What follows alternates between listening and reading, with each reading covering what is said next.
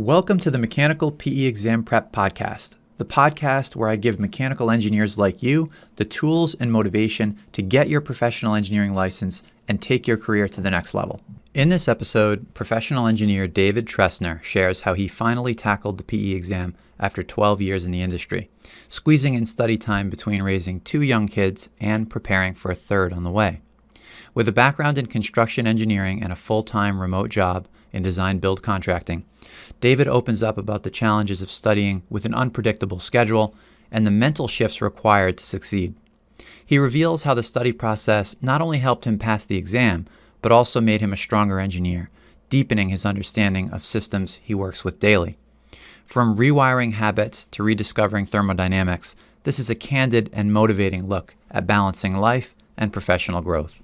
David, welcome to the podcast. Glad to have you on. Congratulations on passing your PE. I know you passed a couple weeks ago. Yeah, thank you. Where I'd like to start off is just to hear a bit about your background in terms of professional academics and, kind of everything that brought you to wanting to go for your PE. Sure. Well, let's see. I started kind of in the construction industry, really in high school. Well, so we had a great architectural drafting teacher in high school. So I started drafting in high school. And then once I got towards looking at college, I thought I wanted to go into architecture. And then I started looking more into architecture schools and what architecture was really about. And I was like, maybe that's not really for me. And then I kind of stumbled upon the construction engineering program at Iowa State. And so that's what I ended up doing. It's kind of, I don't know if you're familiar with construction engineering versus mechanical engineering. No, tell me.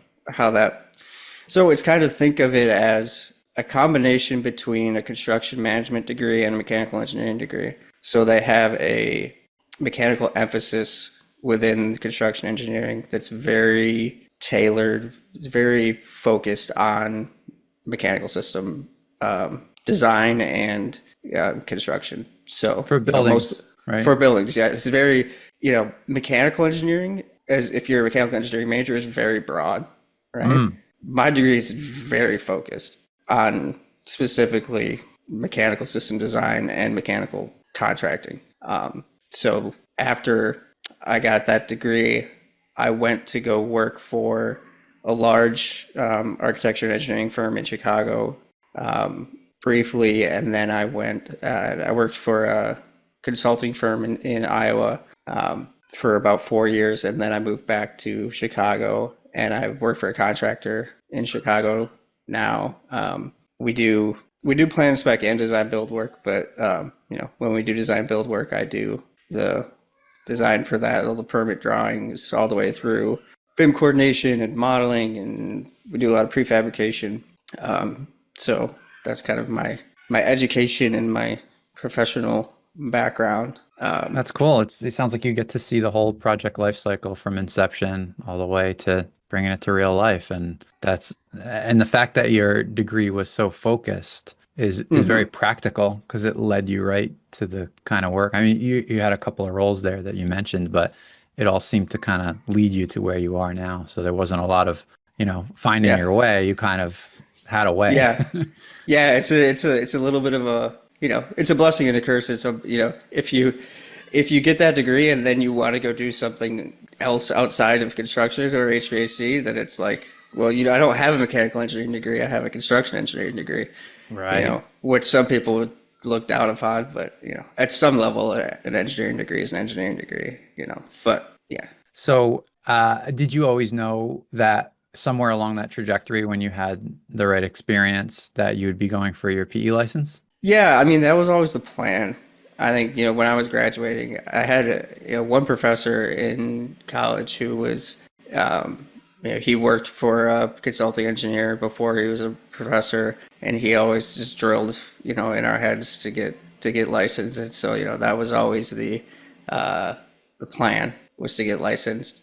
I took a little bit of a long road to get there, since it's been 12 years since I graduated, and I just did it now. But life happens, when kind of right when I was had the experience where I could have gotten licensed when I was working my job in Iowa. So when I moved, And then I started working for a contractor, and it really, the licensure wasn't as big of a deal Right. working for a And you, contractor. But there's still like there's a couple of the owners of the company now that I work for now are PEs, and they value it, and so yeah, and I've you always mentioned some of the want work is design build too. So right. there's definitely a value add there. If you guys were mostly just bidding on drawings and taking it from that step, maybe there'd be less of an argument for it. But since you're doing Hmm. design work, it's definitely worth having. Yeah, yeah, and it's we do have a couple of PEs on staff, but we still when we do design build work, we still in the past we'll hire a consultant to stamp the drawings and review our design. Even though we do the work and we do the drawings, we'll hire Hmm. somebody to review it. But the long term goal is to just bring that all in house and have me stamping the drawings. Yeah, and even then, So. you're interacting with them. You're facing off with these outside consultants, and Hmm. you're going to have lots of technical questions, and there's going to be some back and forth. And so, in order to be able to review that caliber of work, you have to be operating on that same level. So, yeah, I think it makes Yeah. all the sense in the world. Yeah, yeah. I went through. I don't know. I think I saw or heard on another episode of the podcast. Somebody else had a similar sentiment that I did for a few years, where I got a little jaded when I first started working in construction, and you look at so many drawings, and you're like, you know what? These drawings are you don't just run into bad drawings. Like they're out there, and you're like, if this is, oh, would somebody stamp these drawings, and then you're like, I got convinced myself that it's like, well, the license, whatever, it doesn't mean anything. Which I think looking back on that was really just like a justification in my mind of like, it's this thing looming over my head, and it's like, I don't want to do it. I don't want to put in Right. the time to do it. It's like, it doesn't really mean that much. And, even if it means more to me now after going through the process of it, for sure. I think it did make me a lot better engineer to go through the process of studying. But even if you don't value it personally, like other people value it, right? It's just like seeing that after your name on an email gives it more weight than just says David design engineer. If it says David PE design engineer, somebody's like, oh, you know, just Right. get Yeah, and it's not everything. Like the PE license is not a replacement for all of the experience, right. right, that you have or that a good design engineer has. And Hmm. there's so many nuances, right? Even if you have a good sense of the thrust of the process and where things need to get to, there's layers and details, and you're not going to learn all of that studying for the PE exam, but you learn a lot of other things. And Hmm. they're different and they're complementary, and it's a stepping stone. It's part of the process of kind of realizing your full potential, I believe, at least for folks Yeah. in roles that are relevant, which yours is. So yeah, I think you made a good point. It's not everything, and it's easy to tell yourself a story that it doesn't matter, and that's not quite right, but it's also not quite right to say that it's the be all end all, because that's not true either. So Right. there's lots of good engineers out there that aren't PEs or aren't PEs yet and might go for it later, and they can provide a Hmm. ton of value. But at some point, it makes sense to do the work and put the letters after your name. Hmm. When you're in the right season of life to do that work. So Yeah. what kind of shifted for you? You said it was 12 years in the industry before you got around to it. Was there a particular impetus, or you just figured it's time? How did you get there? Well, I mean, like I said, it kind of been like looming over me for a while. It's like, yeah, something I should do, and at review time every year, it'll always come up of it's something that I want to do. It's a goal that I have. It's something that the company would like me to do. But it came when we found out that my wife was pregnant with our third kid, and now I'm like, it finally hit me like I need to do this now because it's not getting any easier to study. Because so we have a 2.5-year-old, a 1.5-year-old, and we've got a baby due. Her due date's next Wow. week. Oh So my goodness. yeah. Congratulations in advance. It's So happening. I squeaked this in right before baby number three. So that was finally, yeah, the impetus of just like, I gotta get this done. Like Man. not that it's now or never, not that you couldn't study with three kids, but it's just like it's not getting any easier. Well, I mean, 2.5. right? The rebellion, 1.5, still, Right. still, just kind of getting in communication with what you need to do. And oh man, it's just, and then a baby on the way on top of all that. So you managed to Hmm. somehow slot it in there between babies 2 and 3. Yeah. Yeah. Wow. Yeah. So, I I mean, think you I don't just know how many inspired a lot times of listeners that are hearing that and are like thinking, how am I going to do this? And like, and that must have been super hard. How did you find a rhythm in your day to day to make it work? it was an evolving process. I mean, because our 2.5-year-old spoiled us because she's really good at sleeping. And she's always been, you just put her to bed, she goes to sleep through the night, like no problem. Then our 1.5-year-old, she'll stay up till she won't go to bed till 11 o'clock at night sometimes. It's like studying after work is hard because my wife's watching the kids all day, and then it's very She needs a difficult for break me when you get home. to Yeah. sell, yeah, to sell to her like I got to come home from work and then I got to study. Like you need to keep watching the kids, right? So I got to help her with the kids. So at first I started getting up early and studying before the kids got up. And then a couple of weeks into that, the one of them got in this phase where she was waking up too early. So she was waking up in the middle of my study time so that I'm getting up with her. So, I mean, it was really just ended up whenever I could, get a little bit of time. A lot of it was just like over lunch breaks was the only time I could to squeeze in to Wow. study, and on the weekends if I could get, my wife to watch the kids for a couple hours each day so I could squeeze in some study time. But yeah, it was I didn't have the luxury of having A a set really, ritual. really regimented schedule as much as I would have liked to, you Right. know. Yeah, you have to be opportunistic. You tried getting up early. Sometimes it worked, but then that was kind of taken away from you. And Hmm. then you go for a lunch break, which you know is not going to be a long block of time, but it's Hmm. something and it's a lot better than nothing. And then the weekends you have to horse trade internally, right, in the house and kind of say, okay, Hmm. I'll do this, you do that. And Yeah. you work all week, so you need a break too on the weekend. And it's not like you're full of energy to study, but you kind of have to because you got to hit your Yeah. weekly hours. Yeah. Did you Yeah. find that over the course of the weeks you were getting as many hours as you wanted to somehow, some way, even though it always looked different? I think so. I mean, I think I ended up like I was shooting to be at the like 100 hours total study time. I didn't quite get there total. Wow.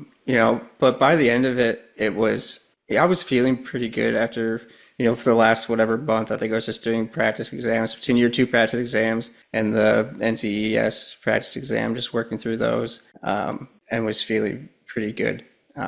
But I think you have to gauge it when you start. Like the first thing I did when I started studying was I just sat down and I took the NCES practice exam as a benchmark just Hmm. to see where I was at. And like I said, the background of like as specific as my degree was, like a lot of that stuff, like we did hand calculations by hand for building loads in classes in college. Like I've been doing that forever. So Wow. like that kind of stuff was not difficult for me. It was, sort of the other ancillary, uh, like the springs and stuff like that I haven't looked Yeah, at like the since. machine design, if any of that stuff creeps in Yeah, there. the supporting topics, yeah, Hmm. were tough, but and it kind of rewiring my brain a little bit to, I got caught on some I think it was the NCES problems. There's a couple in there where you have to use the mass flow rate, and I'm used to just like rules of thumb all day, like All day quickly, just long. like Yeah. 1.08 CFM delta T, easy peasy, and then it's like, oh no, this is like when it's the air is minus 20, the density's different, so I'm like, oh, okay, and I got to go back and like I haven't looked at the density lines on a psych chart since I don't know when this, because it's just you get this stuff you do every day, you get so used to it, and then it's like, oh, okay, I got to rewire my brain a little bit Yeah, on everything's how to between think 80 about and this. 50, so you don't really Right. go into the Yeah. extremes if you don't need to. Mm. Mm. I think it sounds like your total hours were definitely on the lower end of the range. Mm. And I think I'm guessing a bit here, but it sounds like just it had to do with your education and experience being so focused that you Mm. had a lot of the background and context. So there was already like a framework sort of built in your brain for Yeah. these things to fit in. And your Yeah. example was a perfect one where you're like, hey, wait a minute, I can't use the rule of thumb. I have to sort of walk this back to a more fundamental idea that sits Hmm. below, that's foundational to that rule of thumb. But like recognizing that, realizing that, even though it was kind of annoying, it was just Hmm. a small sidestep and then you're back right back on your way. So, Hmm. and for other folks, Yeah. they're like maybe more building it from the bottom up because they have a strong engineering background and they're good critical thinkers, but that rule of thumb is not on the tip of their tongue. And Right. they start with the fundamental thing first, and they're like, oh, wait, there's this easier way that I can sometimes use. And they have to learn Hmm. when it's appropriate to use it. So it's kind of cool to go through it in more of an inside out way. And honestly, that's why the states want folks to have some number of years, whether it's 5 or 10 or whatever, of experience before doing Yeah. this. And it's interesting for people who come from states where you can just take the exam right away. Hmm. It's hard to do that. You don't really know Yeah. what you don't know what you're looking at. Hmm. Yeah. And I mean, like I said earlier, I think the process of studying really did make me a better engineer because of that, where I have the background where, I'm using rules of thumb. Like I do this stuff every day. Somebody will ask me, hey, whatever size of split system for this electrical room. And it's just like, I could do it in 10 minutes, no problem. I'd do it. But then, like, a good example is looking at refrigeration systems. And I hadn't looked at a pH diagram since I'd taken thermodynamics in college. In And college, like, yeah. I remember what it looks like, but like, I couldn't have told you how to read it or how to, really interpret it. That had long left my brain, right? But going back and understanding that and understanding the refrigeration cycle on a pH diagram was like made me understand so much better the equipment that I'm selecting now and how that works, right? And it's like, I had like a kind of a general understanding of, superheat and subcooling because, we'll talk about it. We'll have, techs that are talking to us about it, but really looking at it on a chart and understanding that and why it's important in systems has, made me a better engineer for sure. I mean, Yeah.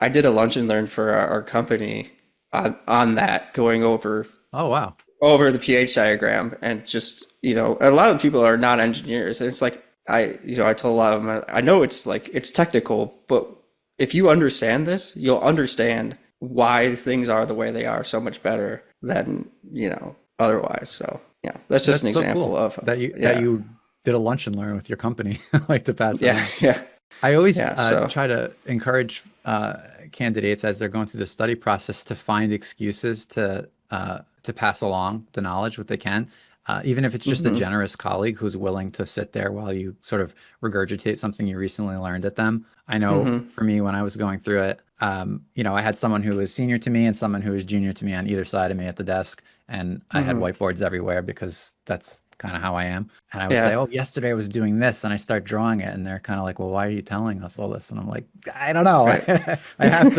have to just be in this right now." And they were generous enough to kind of, poke at it and interact with it. And that's just kind of the luxury of being around curious people. But you got to find someone, even if it's, your wife and she's her expertise is in something completely different. Right. Just Yeah. say, "Hey, honey, we're gonna talk about this for 5 minutes. It's gonna be great."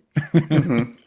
Yeah. Well, and I think it was good, even for people, our project managers, whatever, you look at a submittal for a heat pump and you always notice, the heating capacity, always greater than the cooling capacity. Right. Why? Why is Right? that?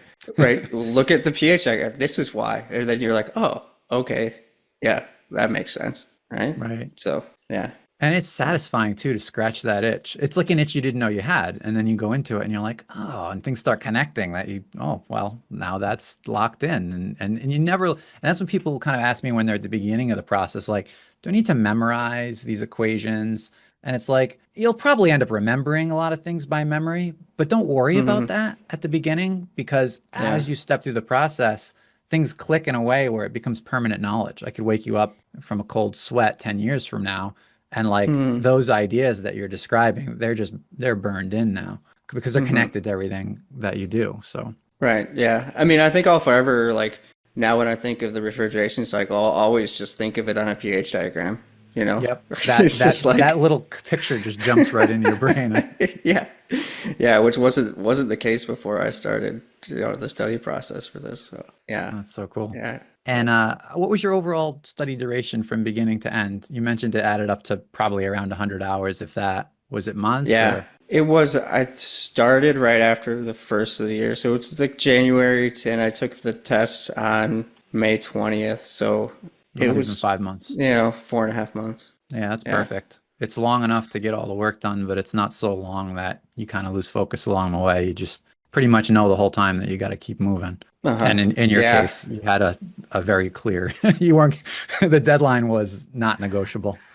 Yeah, right. Exactly, exactly. And I think it's in some of your videos, like your introduction videos, you kind of talk about, the importance of limiting your study time, to certain blocks, right? You don't want to sit down and try to study for 4 hours because it's hard to have the mental capacity to do that. But also you're talking about, how your brain processes stuff. If you sit down for 45 minutes and do a few problems, and then the problem's in the back of your head for the rest of the day, and you're just kind of like, you're thinking about it, right? So that's an effective way of learning too, where it's you're doing it in little chunks, but then you're just kind of you're always in study mode a little bit, right? When it's broken up like that, where you're just like, when Yeah. you can squeeze in a half hour here or squeeze in 45 minutes there. Not saying that it's an ideal way to do it. Like if I didn't have kids, that's probably not how I would have structured it.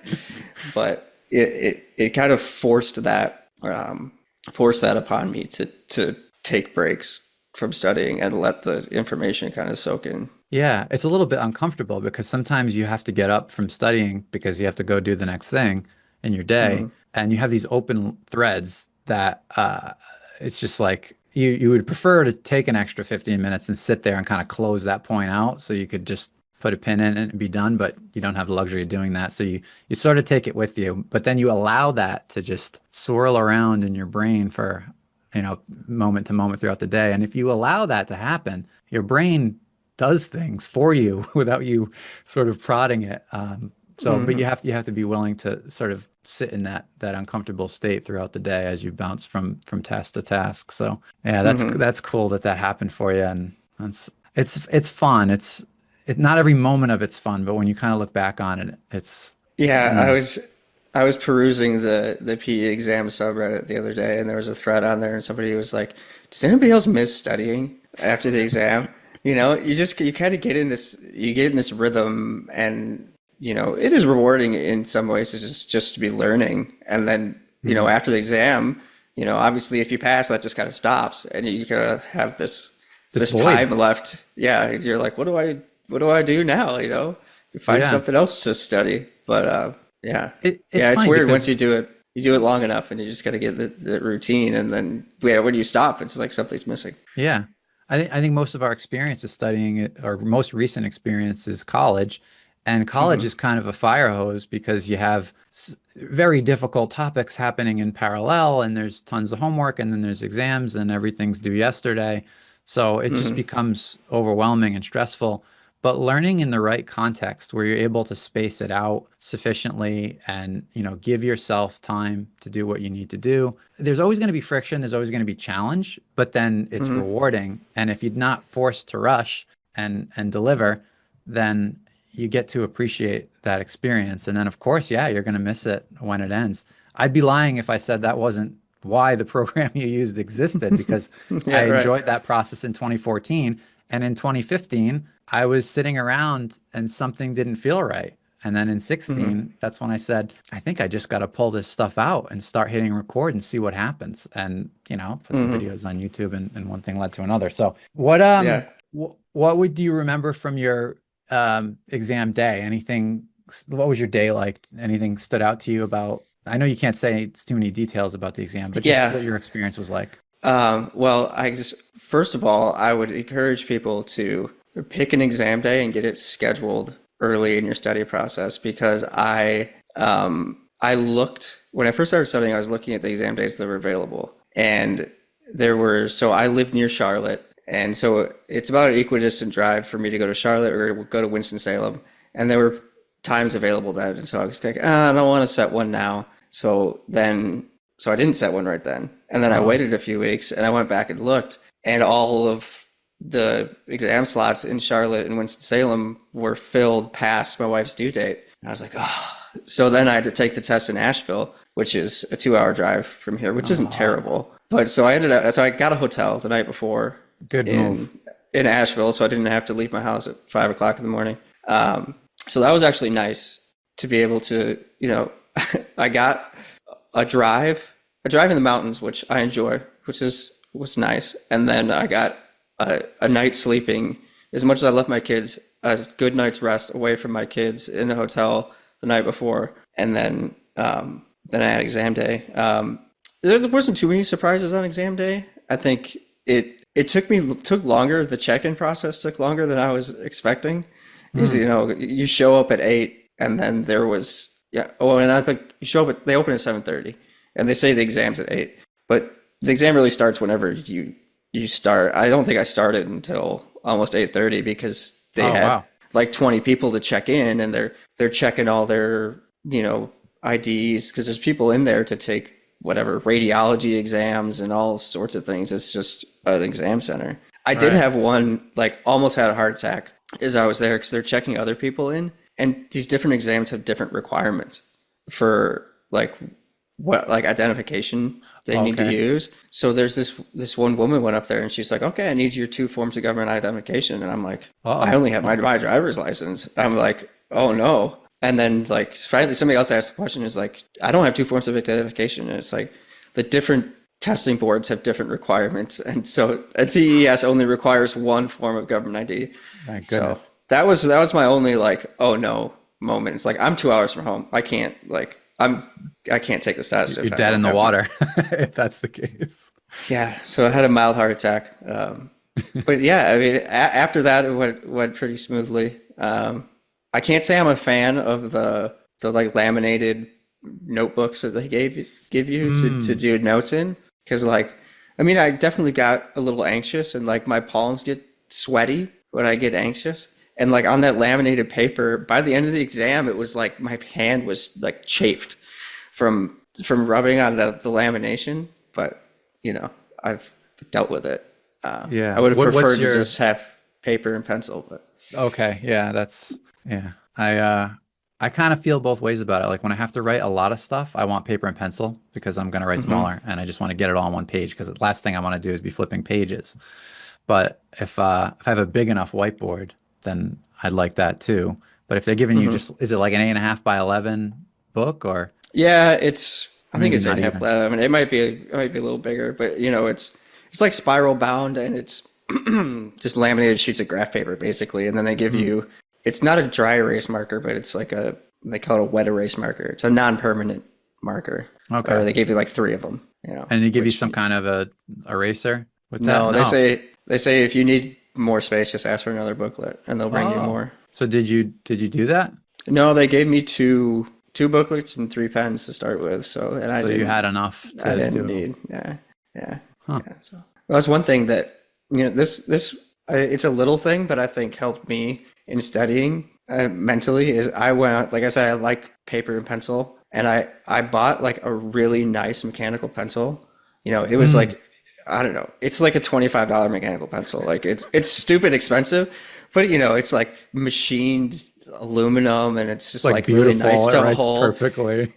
Yeah, and it's just like one of those little things that it's just like, I think mentally it's like you're putting a little bit of skin in the game, where it's like I'm gonna like get this thing that I'm gonna enjoy using, and it's just like something that you don't think about too much, but it's like I think, little things like that. Like you say, setting up a separate space where you can study. Like if you could have, obviously I work from home, so I actually in the same room I set up a separate table that was my study table, right? And so when I was in study mode, right, I unplug my laptop and go over there, and I'm in study mode. I'm not in work mode, because it's Right. it's too easy to sit at the same desk that you work at and try to study at. Um, Yeah. so. And recognizing that multitasking is going to eat you up alive. So when you go to that table, you only study. When you leave that Mhm. table, you stop studying, and it's very clear. Like you can't fool yourself about what time you allocated and what time you didn't. Hmm. I love Right. that about the mechanical pencil. It's really cool. It makes me think about one of my favorite authors is Cal Newport. He talks about like productivity hacks and things like that. And Hmm. he said there was a stage in his career where he wanted to focus more on writing. He's originally a computer scientist, and he bought himself like a $50 composition notebook. Obviously, you can buy a notebook for like $2, but he Hmm. bought this fancy schmancy notebook, and all of a sudden, his like not only did he want to spend more time writing, but his penmanship was beautiful, and he just cared about it. So if there's anything you Hmm. can do, whether it's throwing a few bucks at it or just little things that make you care, cause you to invest in the process, then that's going to help build and maintain momentum. And studying can be hard, so let's have a few sparks of joy along the way. Yeah. Right. Yeah. Yeah. Yeah. Awesome. And how did you feel walking out of there? Did you feel like I got this, or that was rough? Were you tired? Were you excited? Um, You had a long drive back, so you probably had time to think about it. yeah, I had time to think about it. You know, it wasn't like I didn't walk out of there thinking that I crushed it. You know, I think there were probably only, I don't know, maybe 4 or 5 questions where I was just like, I'm really not sure. Like I just don't, I don't know. That I didn't entirely get. I took an educated guess essentially. I had enough time at the end of each section to review everything. But there were a couple of problems. I'm just like, I don't know how to do this.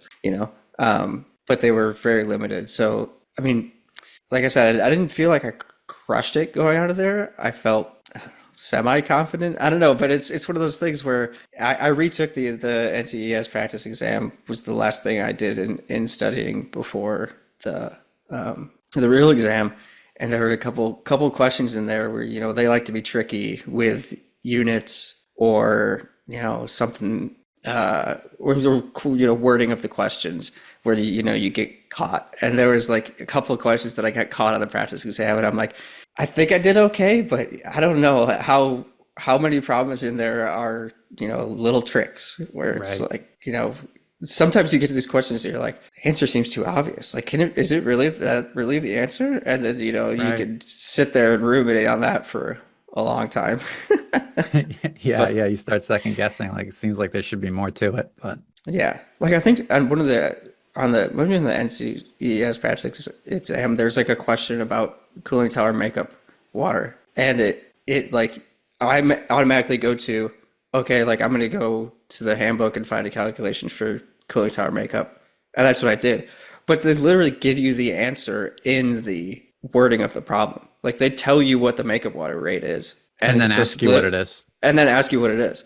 And so I'm like, this is just like, I don't know, that blew my mind a little bit. I'm like, so I don't Huh. know. Walking out of there, I was kind of like, I think I did pretty well, but who knows? But Yeah. I was Yeah, it's very relieved to see the results. So well, that's it was fantastic. good. It's a And good. what are the implications for you in your work now? Does this mean anything for you in the near term or Yeah, maybe in the longer term? it does. I mean, I'm going through the process now of getting all my ducks in a row to actually get the license now that I've practiced or sat for the exam. So that's a fun process of going through. And right now I'm in the phase of trying to get my old supervisors to review my work experience. keep Right. keep prodding them. Hey, I need you to fill this thing out. So, but I mean, once I am actually licensed, like I said earlier, our goal long term is to bring all of our engineering in house and stop hiring consultants for design build work to stamp the drawings. So then I'll be stamping the drawings. Because before, we have other licensed engineers in the office, but those guys don't have the broad design experience that I do. So they've never felt comfortable stamping like a full. Here's the issue is that our company in-house, we only do piping work, right? In Chicago, it's separate. The plumbing and piping are separate unions, and then sheet metal is a separate union. So Okay. in-house, we only do mechanical piping, and we subcontract our All duct the work. duct work. Yeah. So the two other guys who are licensed, who are owners of the company, they have a ton of experience doing piping stuff, but they don't feel comfortable stamping ductwork drawings, right? So we always hire a consultant. But now I have the ductwork experience and piping experience and the consulting background. So we're gonna plan to bring that all in house and have me Yes. So I mean stamping the drawings. that's a big deal for the medium term, is not just for your career, but for your company, for you guys to be able to bring that in house and, be a one-stop shop. That's Yeah, and I mean, it I think it'll help on design build work. Like I was saying earlier, just having those letters after your name on an email, or dealing with clients, their comfort level with, like, if I'm the guy doing the calculations, I'm the guy doing the drawings, I'm going to stamp the drawings. I'm not going to go hire a consultant to do it. You're talking to me, right? Which gives them a level of comfort yeah. there. You're So. saying you're saying I'm willing to take responsibility for this. This is going to work, and I know it's going to work. And if you have any questions, then you don't need to go anywhere else to get answers. You're talking to me, like you said. Mhm. That's Yeah, and fantastic. it'll streamline the process a little bit too, because on design build work, it can be quick. Like, they want quick turnarounds for permit drawings, and if you're hiring a consultant to stamp the drawings, they need time to review it, right? Right. So sometimes it'll be like, I need to be done a week before they're actually due, because I need to factor in time for our consultants to review the drawings and stamp them. So we could squeeze that window a little tighter if we can in-house review and stamp those Hmm. drawings. So Yeah, it's a win-win. yeah, yeah. So it's exciting. Yeah, it's been a long time coming. Like I said, it's been looming over my head for years, but Well, I think it's come it's at a perfect time, and I would be, fascinated to talk again in 3 to 5 years and see where things have gone. A lot of changes for you right now, so it's all good stuff. yeah. So, just in finishing, David, is there anything that you would share as advice for candidates in general, or maybe specifically for candidates who have young families, that they could take away, maybe some encouragement or some advice for folks in that situation? Well, let's see. I don't know how many times, the guy who owns the company that I work for told me, take your PE license before you have kids, or take the exam before you have kids. I don't know how many times he told me that, but a lot, right? And I didn't listen to him. So, for what it's worth, do it before you have kids if you can. It'll be way easier. But if you're like me and you don't listen to other people's advice, it's certainly possible to do it. I mean, you just have to make it a priority, right? It's like when you have little kids, you don't have any time. You have to make time to do it, right? It's just like you just have to force yourself to do it. There's no other way. It's like, if I'm a big fan of, have you ever listened to Jocko Willink, Yeah. his podcast? Yeah, Okay. Jocko's great. People always ask him, they're like, how do you get up at 4:30 in the morning? And he's like, you set an alarm and then you get up, right? Don't overcomplicate it. It's not like, it's one of those things where it's simple, but it's not easy, right? But it's in Jocko fashion, it would be, it's discipline, right? It's just, you have to be disciplined about it, and you have to just make time to do it. You gotta, life happens, and when you have little kids, they're unpredictable, and you just have to be able to shift and, move with where it's going, and just try to sneak in a little bit of studying wherever you can. Yeah, be flexible. What bends doesn't break, and keep going. Yep. Yep. Awesome. Well, David, thank you for coming on, sharing your story, sharing that advice. I think that's really powerful, and I'm excited for you. So, congratulations again. Yeah. Good luck with everything. Yeah. I appreciate it. Yeah. I mean, the course was, like I was telling you via email before, it really helped me be efficient in studying, and just being able to go through, how you have it set up, how you have the, different topics, and, you have a roadmap of how to do this ready to go. Whereas, if you go into it, on your own, not saying you can't do it, but you're going to spend a lot of time just figuring out what to study, and, where to look. And, even, in your videos, you tell, okay, search this in the reference manual, and sometimes it'll be like, you would think, oh, I'm to search for the steam tables. I've always called them the steam tables. No, you need to search for properties of saturated water. It's like, I can't just search steam tables. It's just like So those you can, but you're going to be scrolling and scrolling. yeah, right. Right. So, those little things are so helpful to be efficient, efficient in studying and efficient in taking the exam. So And executing it on was, exam day. Yeah. Well, my take has always been that studying is not easy, but and you can't delegate it, right? No one can study for you, but if we can at least not make it harder than it needs to be, that's my goal for everyone, is to have an efficient study process. And you are an exemplar of that, because you literally did it in something like 100 hours. Maybe we're rounding up a little, maybe rounding down a little, but that's a lot less than a lot of people. And not saying everyone can do that. Some people might need 150, but I spent 300 plus, and that's not necessary. And that's because I did all of that additional work of figuring out where to go and still had to do the work of going there. And you just started running and you never stopped. So, that's what's available for folks if they're interested in doing that. Yeah, no, it's kind of cool to see. I think, well, one of the other guys that used to work at the company I work at now did his PE. It might have been like, I don't know, 2019, 2018. I think it was when you were just starting the YouTube channel. You said you started it in 2017, 2018. I started it in 16, but I didn't really have a comprehensive program until 18. And then in 19, they changed the format. So we redid it and expanded it and to make it what it is today. Yeah, so I think he was following your videos back then when it was just YouTube. And so that's how I got your name in the back of my head. And then, yeah, it's cool to see what you've built over the years. It's been a lot of fun, and I'm not working in the industry anymore, so for me it's living vicariously through engineers like you, getting to hear about things happening in the real world, because I'm just focused on the education piece now. So yeah, well, appreciated.